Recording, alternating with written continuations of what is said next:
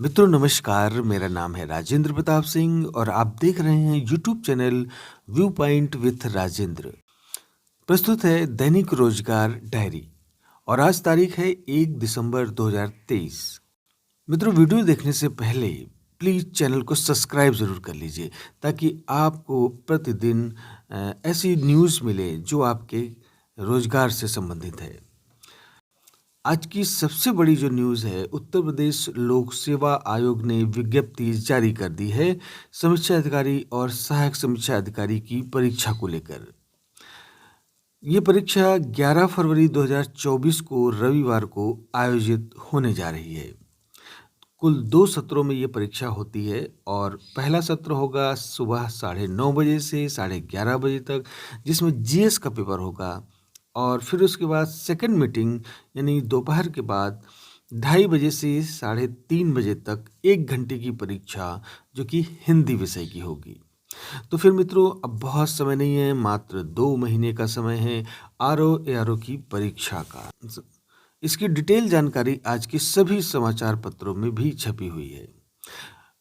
समाचार पत्रों के मुताबिक उत्तर प्रदेश लोक सेवा आयोग की समीक्षा अधिकारी आरओ और सहायक समीक्षा अधिकारी एआरओ की प्रारंभिक परीक्षा यानी कि प्री की परीक्षा 2023 की 11 फरवरी 2024 रविवार को होगी। गुरुवार को आयोग के अनुसचिव ओंकार नाथ सिंह की ओर से जारी सूचना के मुताबिक परीक्षा 2 पालियों में सुबह 9:30 बजे से 11:30 बजे और अपराह्न 2:30 बजे से 3:30 बजे तक होगी। यह परीक्षाएं विभिन्न शहरों में आयोजित की जाएंगी।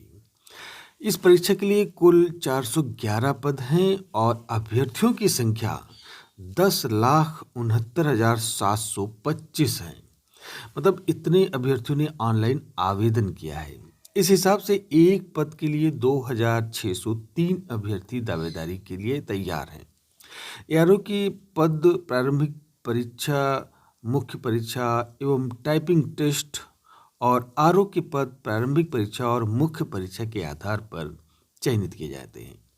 प्रारंभिक परीक्षा में निगेटिव मार्किंग होगी और आयोग ने 9 अक्टूबर को आरओ-एआरओ का विज्ञापन जारी किया था और आवेदन की अंतिम तिथि 9 नवंबर थी, जिसे बाद में बढ़ाकर 24 नवंबर कर दिया गया था।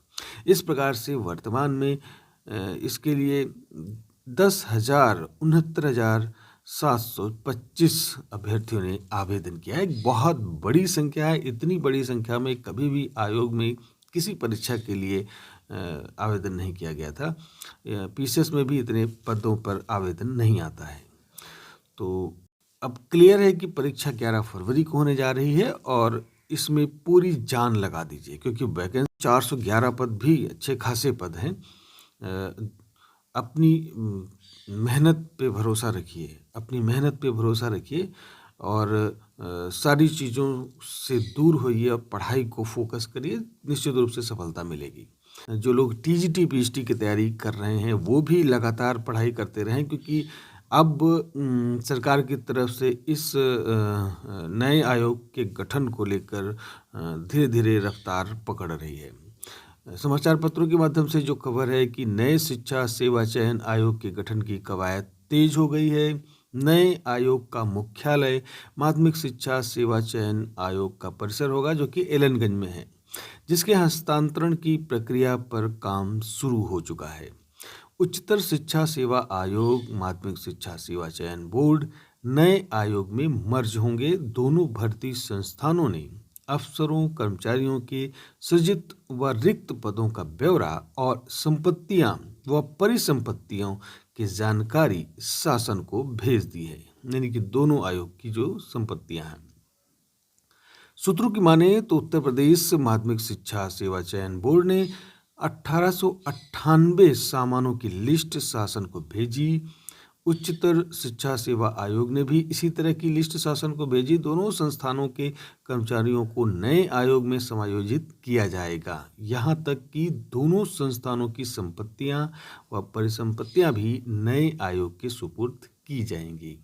तो ये बड़ी अच्छी सूचना है कि अब थोड़ा थोड़ा रफ्तार नए शिक्षा आयोग की तरफ बढ़ रहा है और अगर ये गठन जल्दी ये प्रक्रिया हो जाती है तो मान के लिए 3 महीने बाद परीक्षा का लक्ष्य बनाकर चलिए ही फिलहाल 3 महीने के बाद परीक्षा होने की संभावना है और उसकी तैयारी भी आप लोग करते रहिए। बिहार शिक्षक भर्ती से जो सूचना मिल रही है आज के समाचार पत्रों में, उसमें है कि बिहार लोक सेवा आयोग यानी बीपीएससी के द्वारा ली गई पहले चरण की शिक्षक नियुक्ति परीक्षा में 4,700 पदों पर पूरक यानी सप्लीमेंट्री परिणाम जारी किए जाएंगे। शिक्षा विभाग ने इन 4,700 पदों का ब्यौरा बीपीएससी को दे दिया है। इसको लेकर आयोग और विभागीय पदाधिकारियों की गुरुवार को एक बैठक भी हुई और उम्मीद की जा रही है कि आयोग जल्द ही पूरक रिजल्ट प्रकाशित करेगा। विभाग से मिली जानकारी के अनुसार 4,700 पद वैसे अभ्यर्थियों से खाली हुए जो एक से अधिक स्तर की परीक्षा में उत्तीर्ण हुए हैं, यानी प्राथमिक, माध्यमिक और उच्च माध्यमिक तीनों स्तरों की परीक्षा में सफल घोषित हुए हैं या इनमें से किसी 2 परीक्षा में वो सफल हुए हैं। तो जो अभ्यर्थी 2 या तीनों स्तर की परीक्षा में सफल हुए हैं, उन्होंने योगदान नियमानुसार किसी एक ही जगह पर किया है। ऐसे में अन्य पद खाली हो गए हैं। यही वजह है कि करीब 4,700 पद ऐसे अभ्यर्थियों के कारण खाली रह गए हैं। इनमें प्राथमिक, माध्यमिक और उच्च माध्यमिक तीनों स्तरों के पद शामिल हैं। आयोग के द्वारा पहले चरण में 1,70,463 पदों के लिए विज्ञापन जारी किया गया था। परीक्षा में करीब 8 लाख अभ्यर्थी शामिल हुए थे।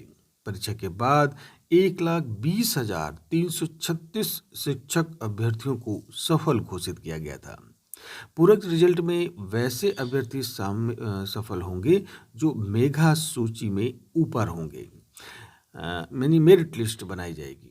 हर विषय के रिक्त पदों के क्रम में मेधा सूची में ऊपर रहने वाले 4,700 अभ्यर्थियों को पूरक रिजल्ट प्रकाशित होने के बाद मौजूदा चरण की नियुक्ति में शिक्षक बनने का अवसर मिलेगा।